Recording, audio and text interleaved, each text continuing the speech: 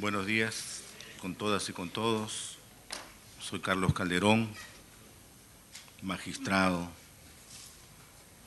ex profesor, hijo de profesor, nieto de profesor. Y ojalá tenga yo, ya no mis hijos, pero que mis nietos también sean profesores. Por eso yo personalmente y la comisión sin duda estamos muy complacidos con su presencia. Algunos de ustedes recordarán la anécdota del príncipe Siddhartha. Él vivía en un palacio que lo protegía de todo.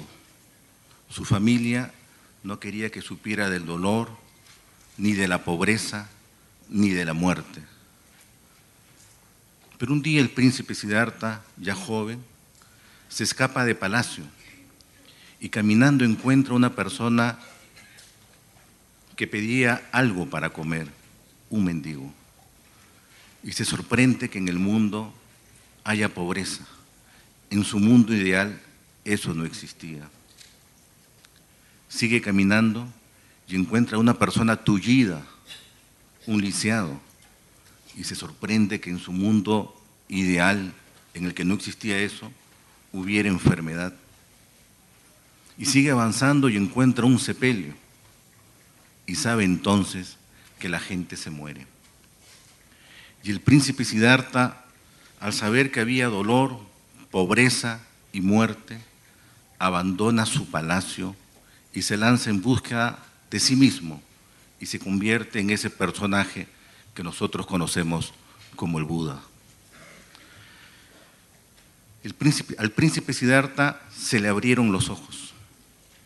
Él vivía cegado, él era un invidente, él solamente conocía lo que le habían dicho. Él tuvo que salir a explorar y conocer lo que de verdad es la existencia humana. Y ustedes que son profesores y que son directores, hacen ese recorrido que algunos no podríamos hacer. Nos quitan la venda de los ojos, nos dan nuestras primeras letras, nos cantan esas canciones encantadoras de niño, nos guían por los caminos de los valores, a veces se convierten en otros padres para nosotros. Por eso, este programa de acceso a la justicia ha querido convocarlos. Queremos hacer una alianza con ustedes. El Poder Judicial es como un hospital. Al hospital de salud físico-mental van los enfermos. Van sin querer, tienen que ir ahí. Al hospital que se llama Poder Judicial van otros enfermos, porque hay una enfermedad social. En ese hospital social la gente va llena de conflictos, no quiere ir ahí, va presionada, va molesta, va incómoda. Y el juez, que es como el médico, tiene que realizar intervenciones quirúrgicas, a veces devastadoras. El juez sentencia y decide. Y al momento de decidir, quiere componer la enfermedad social y lograr algo de paz para que subsista la convivencia. Y entonces uno puede creer, o nosotros los jueces podemos creer, que nuestra labor es la última, la más importante de todas. Pero nuestra labor no es la última ni la más importante de todas. Porque para que no haya esa enfermedad, hay que inculcarle a las personas valores. Porque mientras las personas sean más honestas, mientras las personas cumplan sus contratos, mientras las personas paguen lo que deben, mientras las personas respeten la propiedad ajena, mientras las personas no causen daño a nadie, mientras un joven no maltrate a una mujer, mientras no ocurra eso, entonces nadie tocará la puerta del hospital social llamado Poder Judicial. Y esa labor no es del juez, esa labor es de ustedes, del señor, de la señora. Esa labor es de ustedes. Es difícil. Es una labor casi ingrata. Como hijo de profesores, sabemos cuánto ganan los profesores. Entonces uno se pregunta, en el estado económico, en la situación en la que viven los profesores, si es posible pedirles más. Yo creo que sí. Yo creo que quien tiene la vocación hace las cosas, se las ingenia, las inventa. No hay fuerza más poderosa que la imaginación. Arnold Toynbee, que hablaba de las civilizaciones antiguas, decía que éstas habían sido creadas, edificadas, no en la abundancia, sino que precisamente ante la inexistencia de riquezas se creaban estas. Ustedes son esas personas. Vamos a hacer una alianza con ustedes. Nosotros vamos a estar a su lado. Ustedes, les pedimos, estén al lado nuestro. Nosotros les brindamos información, ustedes nos brindan la suya. Ustedes nos permiten acceder a sus colegios para que podamos hablar con sus alumnos. Nosotros vamos encantados a hablar con ellos. Nosotros les decimos cuáles son sus derechos y cuáles son sus deberes y cómo decide el Poder Judicial. Ustedes nos dicen cuáles son sus problemas y por qué no creen en el Poder Judicial. Porque aquí partimos de bases ciertas. La única posibilidad de entendernos es que empecemos con la verdad. Y la verdad es que la mayoría de las personas no creen en el Poder Judicial. Si yo preguntara y les dijera, levanten la mano los que creen en el Poder Judicial, si me levanta uno, habré ganado algo. A ver, levanten la mano los que creen en el Poder Judicial. Muchas gracias.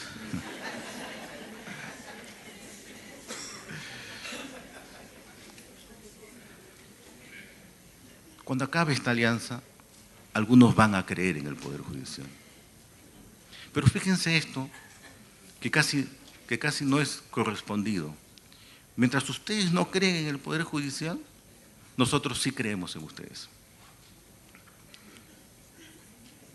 Son la base de toda sociedad. Mi papá el día de ayer cumplió 89 años. Me dijo, nos dijo a los hijos siempre que había algunos valores que respetar. No se le roba a nadie. No se pelea entre hermanos. Son valores básicos, ¿no? Mínimos, ¿no? Cuando vas a casa ajena, comes lo que te den. Y lo último, en el trabajo, uno encuentra a Dios. Son las 4 cosas que nos dijo. Y entonces, todos los hermanos hemos más o menos seguido la misma idea. Aquí, este señor, que no le gusta comer y por eso no ha crecido, voy a casa ajena y si me dan una comida que no me gusta, yo la tengo que comer. Porque eso es respeto a la persona que te da su plato de comida. Tengo mis hermanos, tengo disensiones, pero no voy a pelearme con él, con el hermano, como con los amigos, como con los demás. Se busca la conciliación y se trabaja, porque trabajando se dignifica uno. A veces hay algunos que creen en Dios y otros que no. Pero fíjense, al cabo es cada quien decide su propia vida. Pero lo importante es buscar unos objetivos que nos superen, que superen este individualismo que tenemos.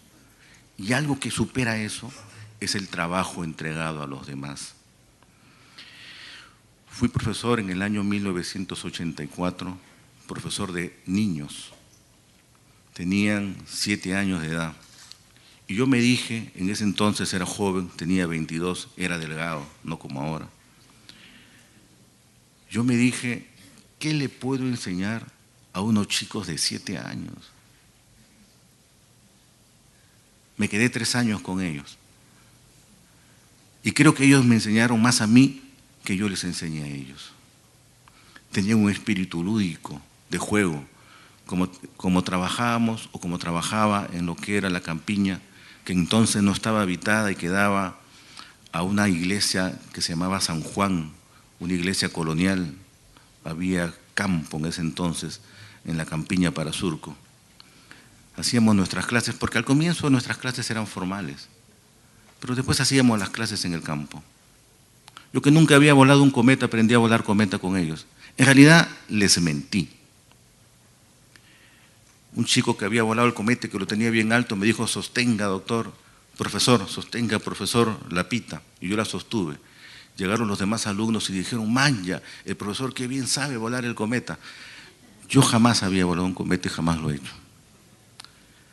Después nos íbamos cantando canciones patrióticas, que eran las únicas que yo sabía. Ellas sabían más que yo. Y después comprábamos aceitunas y pan. Nos sentábamos, éramos 30 personas, nos sentábamos ahí en unas piedrecitas y comenzábamos a conversar sobre lo que ellos hacían y lo que yo hacía. Comíamos pan con aceituna o a veces pan con palta. A veces abríamos una lata de atún, le echábamos un limón y comíamos. Y así hacíamos el colegio. Yo sé que ustedes también en la pobreza han encontrado la imaginación suficiente para inculcar los valores que el chico nunca va a olvidar. Podrá ser uno viejo, 50, 60, 70, 75 años, y recordar al profesor Camargo, que me enseñó en tercer año de primaria, o al profesor Orrego, que me decía: ustedes no lo vayan a decir nunca, pero en ese tiempo se decía así, me decía: sobago maldecido. ¿Ha estudiado o no ha estudiado? Y yo le decía: he estudiado, profesor, no me mienta. Profesor, he estudiado, no me mienta. Ya, profesor, no he estudiado. ¿Ya ve? No había estudiado. Al profesor de matemática que le decíamos Cachapato, y que me jaló. Yo para ese entonces no miraba, me sentaba en la última fila de la carpeta y no miraba absolutamente nada. Y por supuesto, cuando uno no mira, ¿qué vas a ver? Y me jaló. Y yo le tuve bronca durante muchos años, por las puras, porque tenía que jalarme. Porque la educación es cariño, pero también es disciplina. Si no sabes, busca la forma de enseñar. La Comisión de Acceso a la Justicia de Personas en Condición de Vulnerabilidad y Justicia en tu Comunidad está liderada por la doctora Yanek Tello Gilardi. Ella va a venir dentro de un par de horas. Aunque ustedes no crean, los jueces trabajamos. Yo mismo me he escapado un rato de mi trabajo, he dado cuenta de mis expedientes, nos entregan expedientes todos los días, los estudiamos en la tarde, damos cuenta en la mañana, nos entregan expedientes en la tarde, damos cuenta en la mañana, y así 1, 2, 3 y todos los días. La autora está dando cuenta de los expedientes, yo aproveché en la mañana para dar cuenta de los míos y venir acá para la inauguración. Profesores, directores, compañeros de vida, compañeros de ruta, este programa les da la bienvenida. Acompáñennos, estamos siempre a su lado. A nombre de la doctora Yanek Tello Gilardi, doy por inaugurado este evento. Muchas gracias.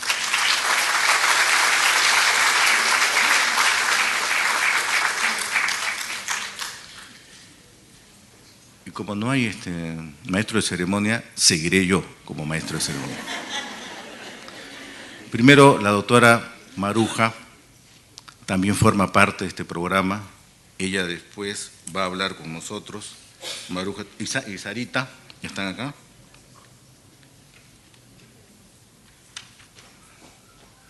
Un aplauso para ellas.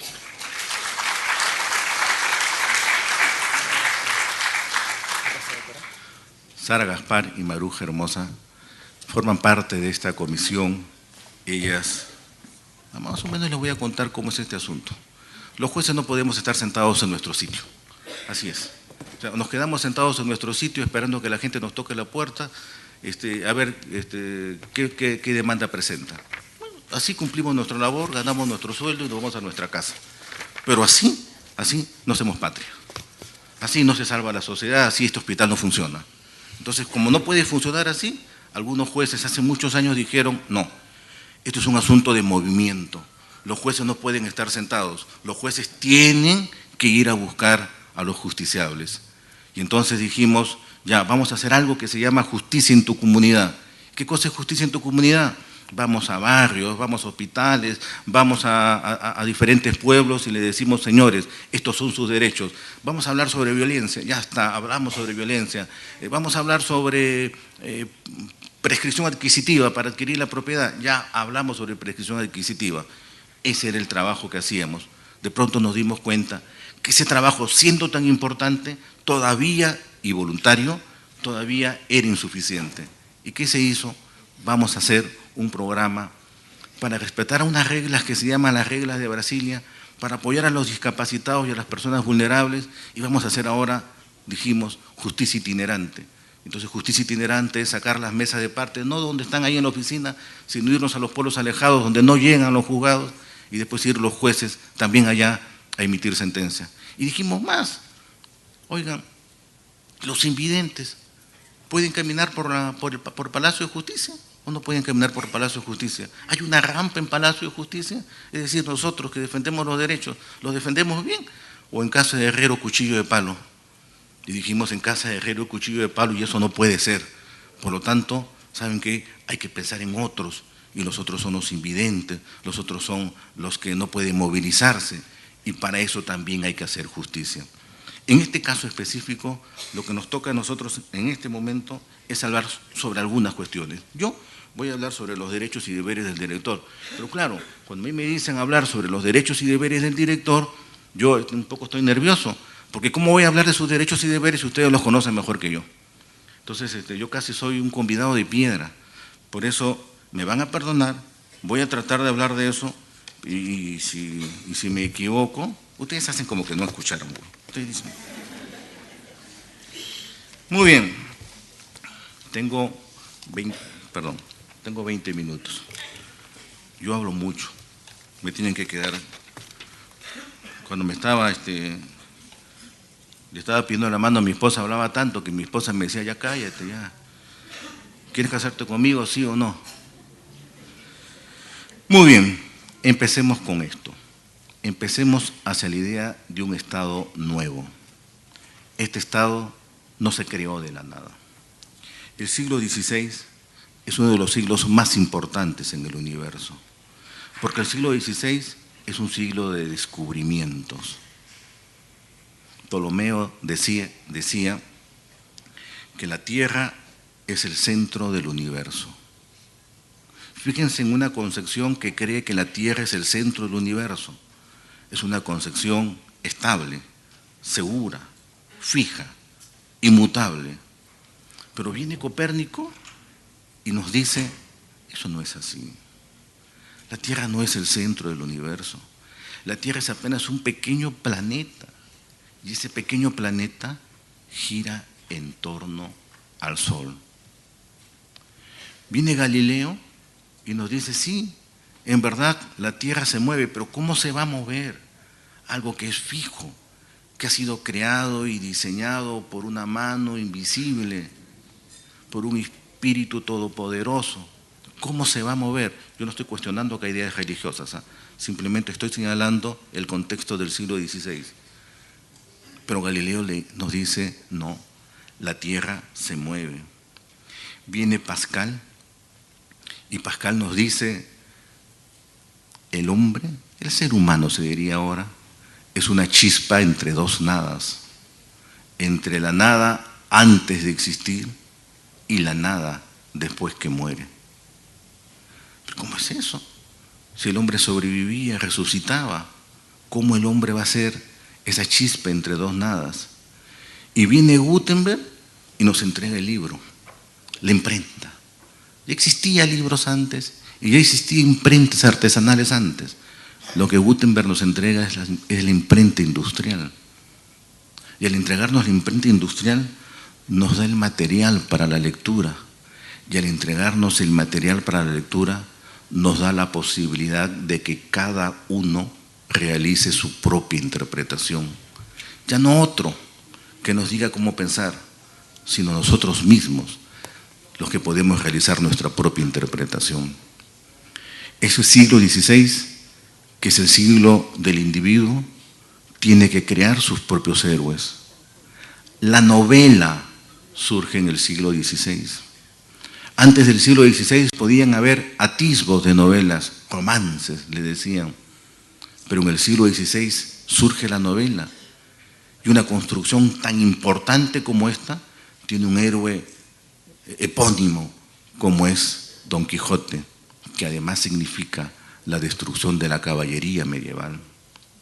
Y tiene además otro héroe, un héroe sentimental, un siglo después, que es el joven Werther, que decía: todo lo que yo sé lo pueden saber los demás, solo mi corazón me pertenece. Entonces, estamos ante la forja del individuo. El individuo dice o quiere estar libre. El individuo ya no quiere estar sometido a un pensamiento uniforme. Al individuo se le han dotado de las herramientas para pensar por sí mismo. Y este individuo crea su colectividad y la colectividad discute al antiguo régimen. El antiguo régimen está pensando antes del siglo XVI. El nuevo régimen dice: esto ya no puede ser así. Hay descubrimientos científicos y hay movimientos económicos. Y todo esto desemboca en revoluciones. La principal, aunque no la creamos, es la Revolución Gloriosa de Inglaterra de 1688. La más épica y la que nos da, la que desborda el racionalismo, es la Revolución Francesa de 1789. Y tan desborda de racionalismo la Revolución Francesa de 1789 que incorpora conceptos matemáticos al derecho. Todos los hombres son iguales. Es la matemática racional venida al derecho. Es casi como una ecuación. Carlos es igual a Sara. Carlos es igual a Maruja. Como A es igual a B. En las fórmulas matemáticas que yo no aprendí en las clases de mi profesor de geometría.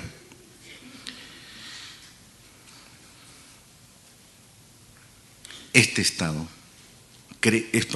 colectividad que destruye el antiguo régimen crea su propio Estado. Es un Estado liberal. Es un Estado que se somete a la ley, ya no a las personas, sino a la ley. Es un Estado, como he dicho, que cree en la igualdad. Pero es una igualdad formal. No es una igualdad real. Es la igualdad de la letra, pero no es la igualdad social. Y como no es la igualdad real, sino social, sino formal, fíjense, al extremo que los que pueden votar, y así se diseñaba en nuestras constituciones iniciales, son solo los propietarios. Esos son los ciudadanos, los que tenían propiedades.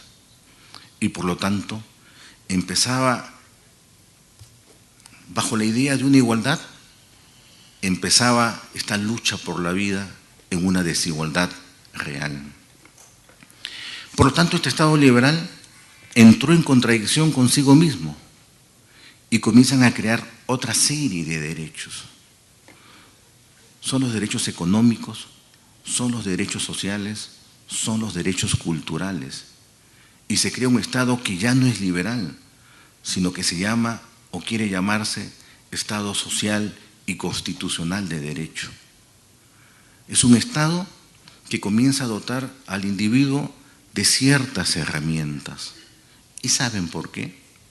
Porque el Estado, como decía Hobbes, es el gran leviatán, es el demonio. El Estado es todopoderoso. El Estado es un ogro. ¿Y por qué es un ogro? Porque el Estado tiene al policía que persigue, al fiscal que acusa, al juez que condena, a la cárcel, al carcelero que encierra. Y como eso sucede, el individuo tiene que estar protegido. Hay una relación asimétrica entre el poder que tiene el Estado, quien administra, y nosotros, los administrados.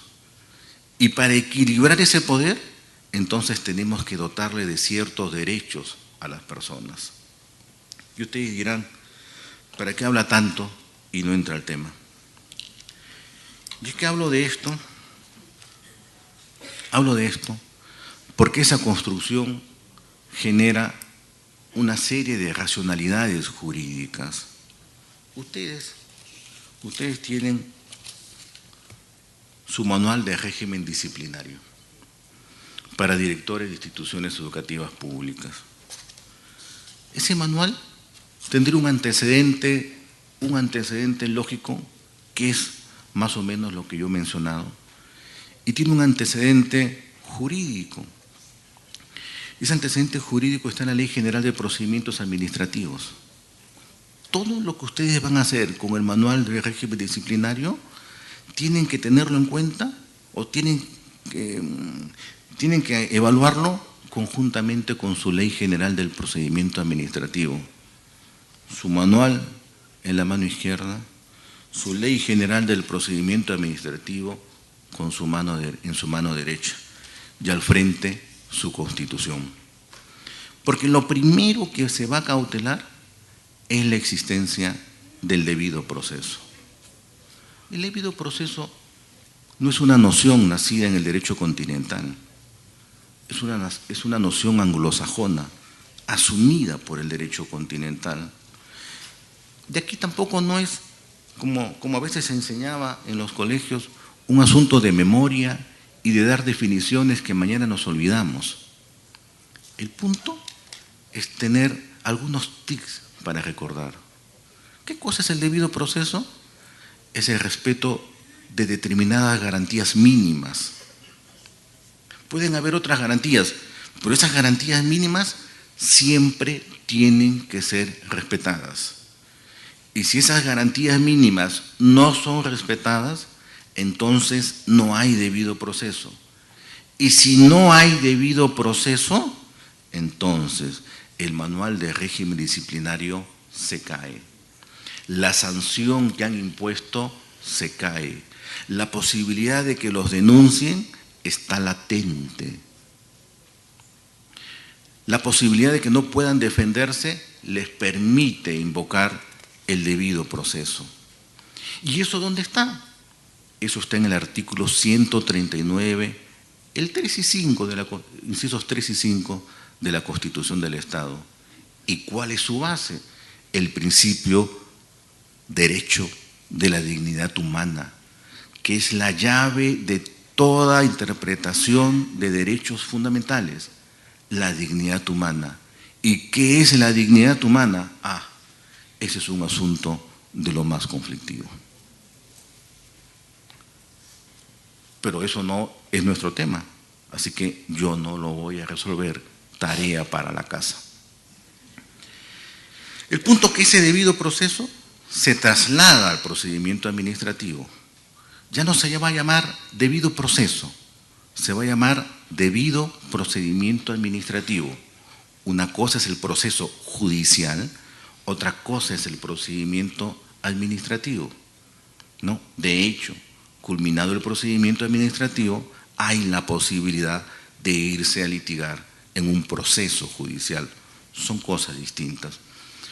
Pero hay una similitud entre la idea de debido proceso y la idea de debido procedimiento administrativo. Muy bien, ¿qué supone la existencia del debido procedimiento administrativo? Nuevamente, el respeto de garantías mínimas. ¿Cuáles son esas garantías mínimas? Vamos a empezar con eso. Que está acá. Ahí no se va a decir cuáles son las garantías mínimas, pero está ahí.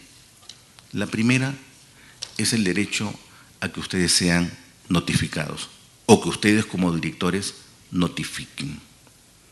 Nadie puede ser sancionado si es que no recibe una notificación que le indica que se le está abriendo un procedimiento disciplinario. Nadie, no se le ocurra a nadie, por más grave que sea la falta, de no notificar la resolución. Hay que notificarle la resolución. Nadie puede defenderse si no sabe de qué es acusado. Esto es como el proceso de Kafka, que algunos hemos leído. Si ustedes no saben de qué defenderse, no pueden defenderse. Si ustedes me acusan en este momento, si ustedes me llevan en este momento ante el tribunal y dicen que he robado algo, yo quiero saber cuándo he robado algo, cómo he robado eso, cuál es la imputación que se me hace y por qué tengo que saber eso, porque tengo que defenderme. La notificación, por lo tanto, supone la posibilidad de que uno pueda defenderse. Si ustedes impiden que la persona que se está disciplinando no se defiende, han infringido el debido procedimiento administrativo y, por lo tanto, ese procedimiento se cae. Claro, a veces, en la confianza que tenemos con los demás, decimos, pero yo le dije, yo hablé con Sarita, yo le dije. Pero ¿saben cómo es el derecho? El derecho es un asunto de pruebas. Y ella va a decir, usted no me dijo nada. ¿Y cómo acredito yo que le dije? Entonces uno dice a veces, hice una notificación verbal. Vamos, las notificaciones por escrito, que quede constancia de eso, porque si no, el infractor va a negar la notificación. Y en el supuesto caso que eso llegue al Poder Judicial, nosotros vamos a mirar dónde está que se haya notificado. ¿Por qué le tengo que creer al director del colegio 7037, Carlos Calderón Puertas, que ha notificado a Sara? Y como no tengo por qué creerle, voy a declarar fundada la demanda de ella. Que se portó mal, pero no he podido acreditar que se le notificó y que pudo ejercer su derecho a la defensa. 1. Número 2. Ustedes, una vez iniciado el procedimiento disciplinario, abren un expediente, ¿no es cierto? Hay alguien que ha denunciado. Probablemente, porque de eso se trata, así vive la sociedad, la denuncia sea verbal. Levanten un acta. Levanten un acta. Te abro el proceso disciplinario porque me dijo Perico de los Palotes que te habías sacado dinero del colegio. No. Levanten un acta. Sería lo mejor. Una vez que levantan el acta y que ya está la notificación, incorporen el cargo de la notificación. Sara, fírmame acá que te estoy notificando para defenderte, que Sara firme, o que haya una persona al costado. Sara se negó a firmar en la presencia de la subdirectora o de tal persona para que quede constancia de eso. Y ya se arma el expediente. ¿Y saben cuál es el otro derecho que tiene Sara? Sara es mi víctima el día de hoy. Se fue a Huánuco por un asunto de justicia en tu comunidad y ha sido tendencia en Face. Entonces Sara me va a decir, ya está bien, préstame el expediente. ¿Y qué hacemos nosotros? Fíjense, de verdad, uno está tan indignado, está tan molesto, está tan colérico, que dice, ¿por qué le voy a prestar el expediente? Y no le quiere prestar el expediente. Graso error. No lo hagan. Ustedes como directores, al aplicar el régimen del proceso disciplinario, son como jueces. El juez se traga su cólera. Se traga la bilis. Por eso todos los jueces estamos con úlceras. como ustedes también. Los directores también están así, los profesores también. ¿Y por qué? ¿Por qué? Porque tienen que permitirle a la persona que es malcriada, que es violenta, que se les enfrenta, que les quiere pechar, que incluso hasta las ha insultado, tienen que permitirle el acceso al expediente con calma, con tranquilidad. ¿Quiere ver el expediente? Señorita, tome el expediente, revise el expediente. Si no le permiten el acceso al expediente y hay alguien, un abogado o la propia Sara, quiere decir que se le ha negado el derecho al acceso al expediente, hay un problema en ese procedimiento disciplinario. Y el problema puede tirar abajo el procedimiento. Número 3.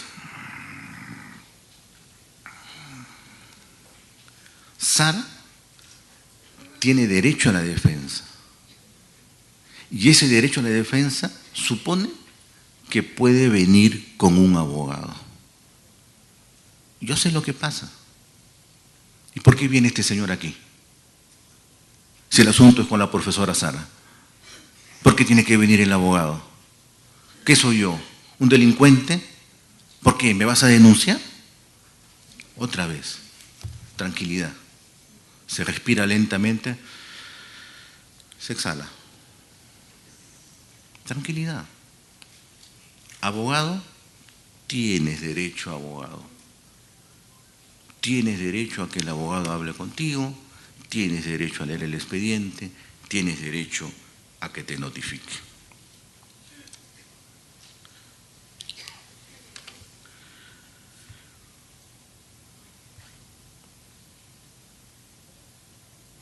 Cuatro, el derecho a la defensa. ¿Y qué supone derecho a la defensa? Que Sara pueda venir y presentarme un escrito.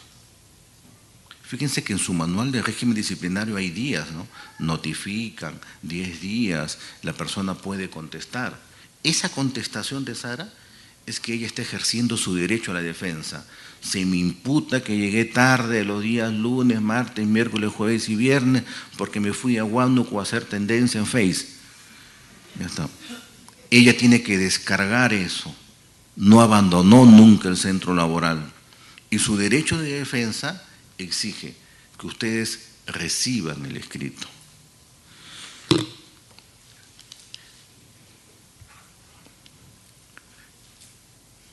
Díganle a las secretarias que reciban el escrito.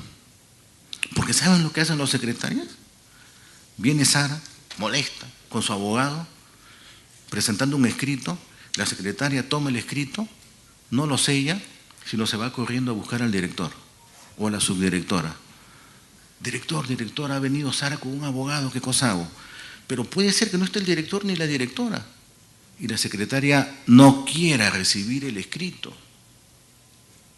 Tiene que recibirlo, aunque nos diga vela verde, no importa, tiene que recibir el escrito, porque así, recibiendo el escrito, recién se está cumpliendo con el derecho de defensa. Y claro, cuando Sara viene ejerciendo su derecho de defensa, muy probablemente 5, lo que esté ofreciendo son pruebas.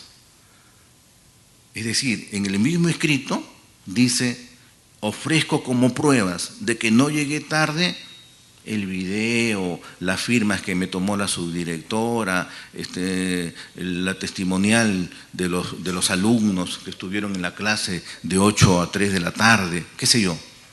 Y esas pruebas las puede ofrecer, pero además que ofrezcan las pruebas, no es que ofrezcan las pruebas y, ya bien Sara, yo ofreciste las pruebas y me olvido de tus pruebas, sino esas pruebas tienen no solamente ella que acreditarlas, sino que ustedes tienen que valorarlas. ¿Y por qué van a tener que valorarlas? Porque ustedes van a emitir una decisión. 6, 5 pruebas, 6, van a emitir una decisión. Y esa decisión siempre tendrá que ser motivada. Ustedes no pueden decir, Sara, llegaste tarde y por eso te sanciono. Ustedes tienen que decir, Sara, fuiste denunciada por haber llegado tarde lunes a viernes porque te fuiste a Huánuco a hacer tendencia. 1. Número 2, contestaste con fecha 10 de julio del 2017 diciendo que eso era falso. Y ofreciste los testimonios de tal persona y adjuntaste la firma de la subdirectora, la constancia de la subdirectora que dice que llegaste temprano esos días. Número 3, cotejado los medios probatorios, se ha acreditado lo siguiente. A, no es la firma de la subdirectora, ese cuaderno es falso. B, los testigos dicen lo contrario. Conclusión, estando acá acreditado tu responsabilidad, te sanciono. Pero tienen que motivar. La motivación sirve tanto para que ustedes justifiquen, sirve para que la decisión no se convierta en arbitraria. Imagínense ustedes, ya no como directores, que los miembros de la UGEL los sancionan a ustedes sin darles la oportunidad de defensa, acceso al expediente, derecho a la prueba, y diciéndole simplemente igual te sanciono. Ya. Eso es arbitrario. Y la arbitrariedad está interdictada del derecho peruano. Lo que existe es la necesidad de la motivación. Estamos en 6. 7. Presunción de licitud. Ustedes han escuchado en los periódicos, en las películas, esto de que a las personas se le presume inocente.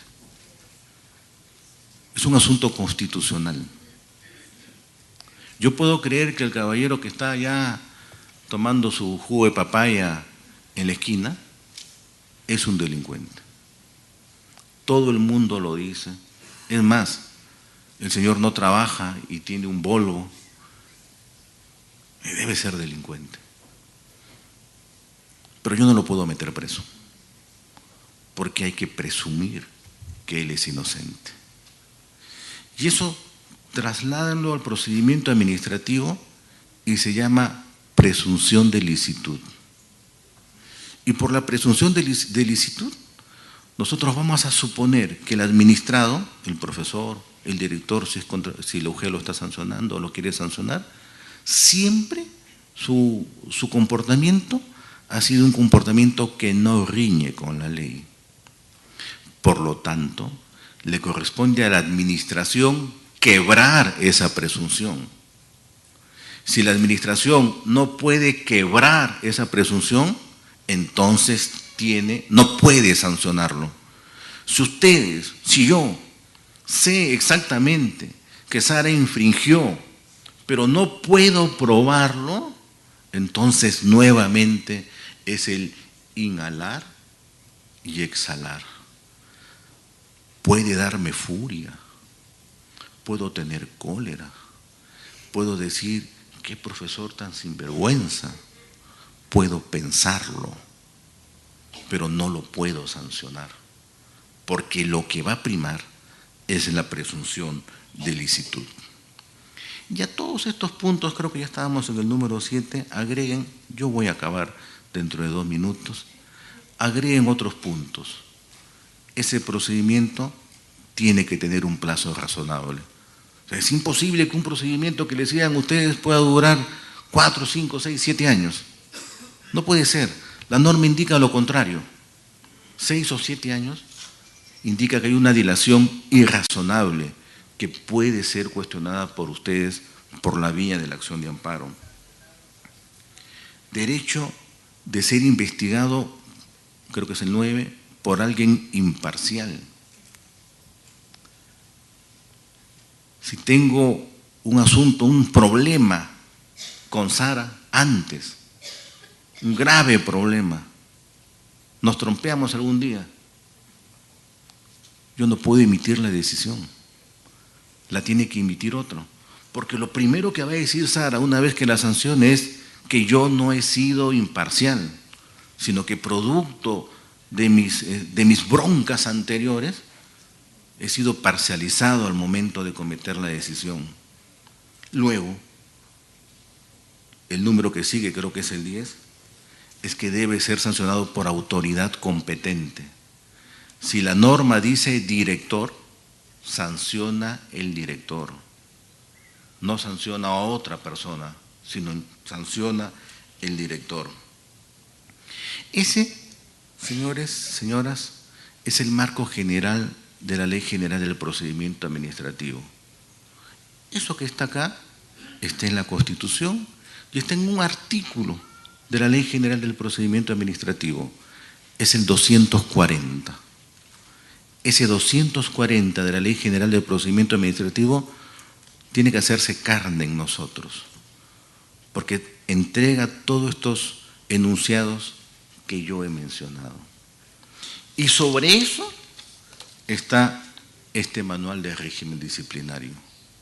Fíjense, ustedes lo saben mejor que yo, el punto es bien sencillo, se abre proceso, se le notifica, tiene que acceder al expediente, hay posibilidad de contradicción y desde luego, para finalizar, hay posibilidad de impugnar esas resoluciones, que pueden ser por dos vías, por la vía de la reconsideración y por la vía de la apelación.